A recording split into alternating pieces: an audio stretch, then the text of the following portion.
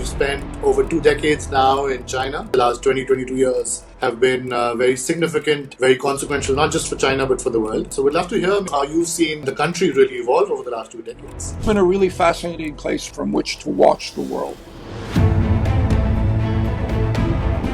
There are, broadly speaking, two successful paths to development. One of them I would call the high wages, high consumption path, which is what the US follows. There's another model, and that I call the high savings, high investment model. China followed this model, but they didn't invent it. You could argue that the Soviet Union and Germany in the 1930s invented it. Japan followed this model, South Korea, Taiwan, many economies followed this model. Talk to us about where you see the Chinese economy today. Decoupling and trade conflict worries Beijing enormously, and it should. Geopolitics have made things worse. They are a real problem. Some would even say panic at the policy-making level. There is a recognition that all of this infrastructure spending didn't lead to enough growth to justify the debt, which is why so many Chinese provinces are basically bankrupt. China has real difficulty raising the consumption share of GDP. Consumption isn't low because Chinese people don't like to consume. You've lived in China. You know Chinese people are just as happy as anybody else to consume.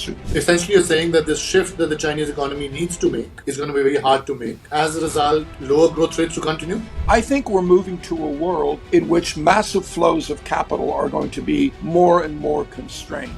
I'm old enough, and I suspect you are too, to remember that every technological breakthrough is going to transform the world and cause productivity to double. It never actually does, but maybe one day it will.